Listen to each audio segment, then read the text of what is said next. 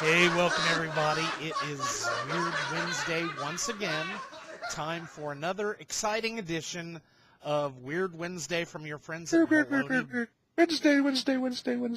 From your friends at BaloneyBrain.com. I'm ahead of myself today. I am Used Toy or John House. Joining me as always, Suburban Hobo or Daryl House. How you doing, Daryl? I am just on top of the world. You really just should stop asking because it's just good to be me. It really is. I'm happy. Gotta be me. I've got to be me. Well, listen, the stories I think, what we do on Wednesday is so weird to begin with. And the stories are honestly everywhere. Folks, we have sources. I know you like Huffington Post. You pick up some. I go to Reddit for some of my sources. I'm just going to do the first. I just do headlines. And these are from a story that came out of Reader's Digest. I find the craziest stories in the outer space. This morning I was deep in my morning constitutional, sitting on the throne, reading Reader's Digest, when I found these headlines, and Reader's Digest noted they didn't even want to know the rest of the story. Just the headline was good enough. I was curious, but I thought these headlines pretty much said it all. I'm sharing Reader's Digest headlines. Here's the first one. I love this. Firefighters use jaws of life to free high school girl from locker. Wow. I don't even want to know the rest of the story. I think it can't be proven. FDA approves third silicone gel breast implant. Nice. How many do they need? I thought the standard issue was 2. I hear you. It's that third breast. I don't care. I like this one. I love this one. Missing woman unwittingly joined search party looking for herself. I'm pretty sure there's a joke in there. But you know what? I mean, it's Reader's Digest. I did not fact check these things because I assume Reader's Digest fact checkers probably already did a pretty good job. Last one, woman's stomach bug, actually a baby. Ugh. Can't make it up. We say it all the time. What do you got? I've got some interesting stuff as well. I'll start off with this one from Florida. A Florida man with road rage drives over himself with his own truck. How'd he do that? Well, he apparently hit a woman. He got out of the car. He was drunk, which doesn't help things. But he got out of the car, gets out, starts pounding on the lady's window, and she drives away. Well, he hadn't put his truck in park, so the truck ends up. When she left, it went ahead and pulled on up and rolled over him. He was taken to the hospital with a broken hand and a broken foot, I think. But he's also charged with DUI and DUI property damage.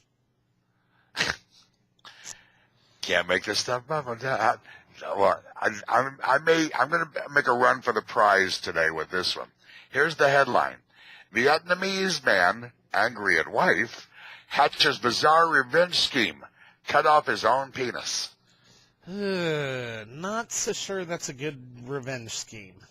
Vietnamese man who, after becoming so incredibly furious at his wife that he simply had to do something to get revenge, put together this brilliant scheme. He cut off his own unit. The world may never know exactly what was going through the man's head when he made the fateful and unfortunately irreversible decision, but you do have to admire the guy's guts in a weird way. This is the story. I didn't write this. Not only did he endure the pain and probably immediate soul-crushing regret of cutting his member off in the first place, he even followed through. Here it is. He followed through by throwing it in a river, practically guaranteeing it would never be recovered in time to reattach it. What's even more unfortunate, the poor dude is that this is the story I think we talked about a while. He managed to cut off about 2/3 of the unit, and so he can never do it anything except use it to go to the bathroom. We hope he's at least satisfied that he proved whatever point it was that he was trying to make, but something tells us it's not especially likely. Well, I've got a little sex story here. 38-year-old woman in Scotland told doctors she was suffering from shaking, incontinence, and severe weight loss. She turned out that she had a sex toy stuck inside her personal thing that had been there for 10 years.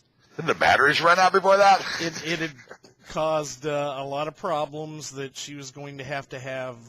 It was actually potentially life-threatening. It had caused a bladder blockage.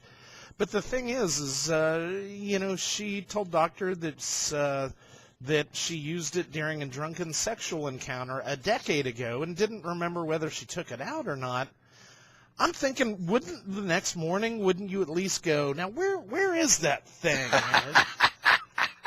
It never showed up in an airport scanner? Well, they on the Huffington Post, they actually have her X-ray, so you can see it right there.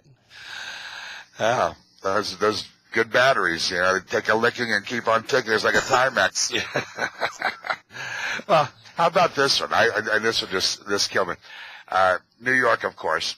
The Bronx man accused of torturing a cat to death by setting it on fire is now claiming the act was carried out in self-defense. Oh, really? Yep, man accused of setting cat on fire claims self-defense. According to the Daily News, Ernesto Bailey told the police that the cat came into his apartment and was scratching him and his children.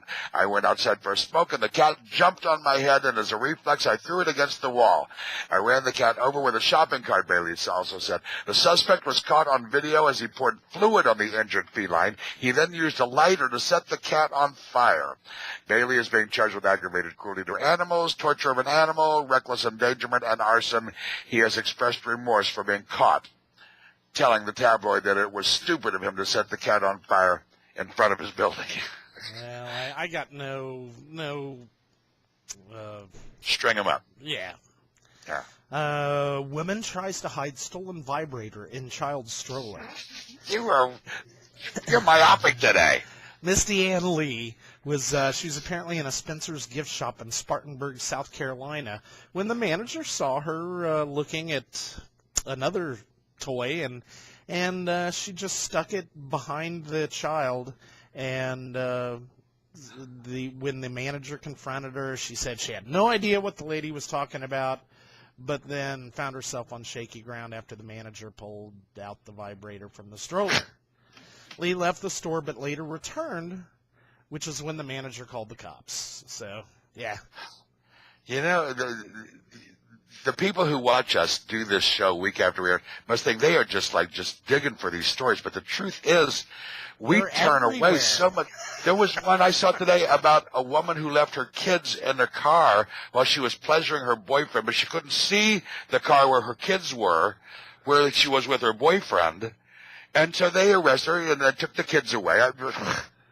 Gee, people are you can't make it up. It's just surrounding us. And they vote. Well, that's all I've got for this week. That's all I've got. Folks, thanks for joining us here at Baloney Brain. It's another Weird Wednesday. We'll see you soon. See you soon.